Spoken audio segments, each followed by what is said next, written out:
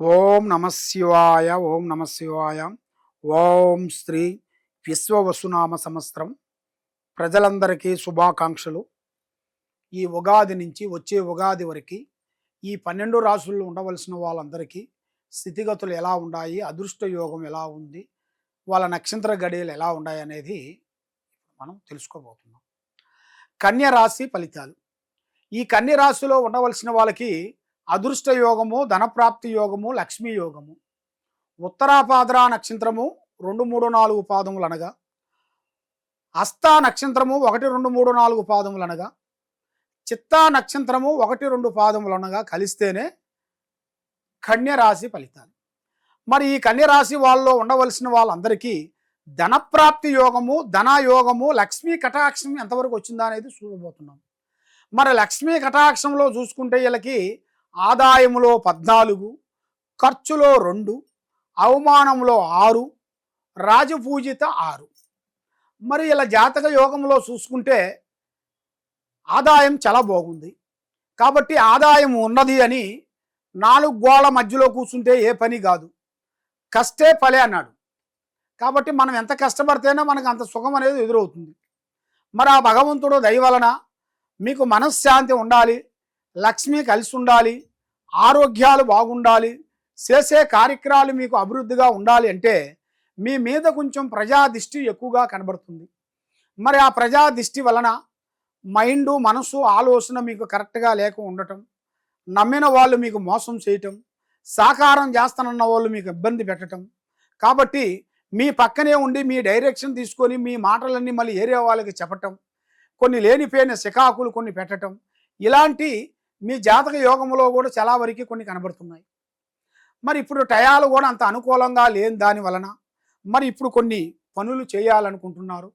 మరి మీరు కొన్ని విదేశాల ప్రయాణాలు, మరి విద్యారంగంలో కూడా కొన్ని పెద్ద పెద్ద విద్యలు కొన్ని కంప్లీట్ చేయటం, మరి ఎన్నో రోజుల నుంచి రావాల్సిన కొన్ని ఆస్తులు కానీ, కొన్ని ఎన్నో రోజుల నుంచి భూములు కానీ, కొన్ని పడవా పడ్డ శికాకులు కూడా కొన్ని ఇప్పుడు వెలుగులోకి రావాల్సిన టయాలు అనేది మీకు దగ్గరలోకి వచ్చేసినాయి.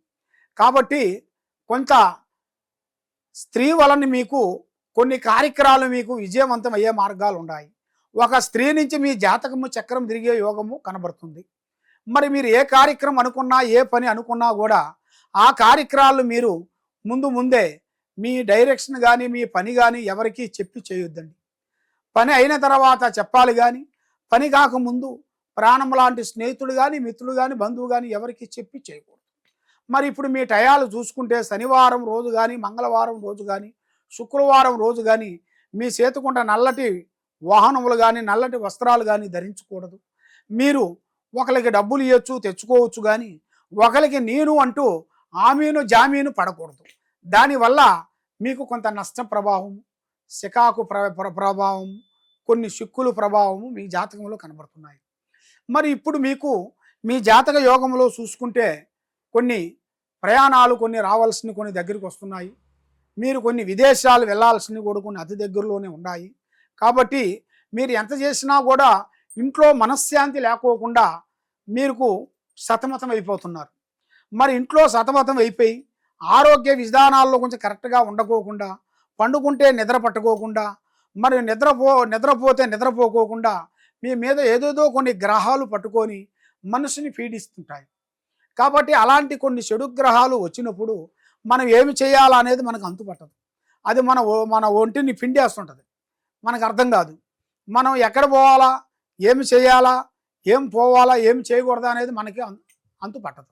అలాంటి కొన్ని సంఘటనలు కొన్ని ఎదురవుతుంటాయి. మరి అలాంటి సంఘటనలు మీకు కొంచెం ఎదురైనప్పుడు కొన్ని జాగ్రత్తలు మీరు తీసుకోవాలి.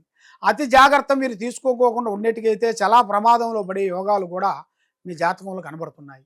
కాబట్టి మీరు చేయాల్సిన పూజా బలం ఏమిటంటే శ్రీ లక్ష్మీ దేవతని మీరు పూజించాలి. శ్రీ లక్ష్మీ నరసింహస్వామిని పూజించాలి. ఆ 2 దేవుళ్ళు మీరు పూజించినట్టుగైతే మీలో ఉండాల్సిన కష్టాలు, మీలో ఉండాల్సిన దరిద్రాలు, అష్టకష్ట దరిద్ర దోష నివారణ శాంతం అయిపోతుంది. మైండు, మనసు, తెలివితేటలు బాగుంటాయి. మీరు ఏ ఉద్యోగం చేసినా, ఏ వ్యాపారం చేసినా మీకు 100% జయప్రదం అనేది కలుగుతుంది. కాబట్టి మీరు ఎక్కడెక్కడో పోయి మీరు ఎన్నో పూజలు చేసుకొని మీరు జ్యోతిష్యాలు చెప్పించుకున్నా కూడా మీకు ఫలించుకోకుండా మీరు నిరాశ చెంది ఉండారా? తప్పకుండా ఈ కింద ఉండాల్సిన నెంబర్‌కి మమ్మల్ని సంప్రదించినట్టుగైతే మీ ఇంట్లో ఏముంది? మీ ఒంట్లో ఏముంది? మీ ఆఫీస్‌లో ఏముంది? మీకేమేమి తిరుగుతుంది? ఏమేమి జరుగుతుంది? ఏమేమి జరగబోతుందనేది మేము చూసి చెప్పగలుగుతాం. సర్వే జనా సుఖినో భవంతు. ఓం నమః శివాయ నమః.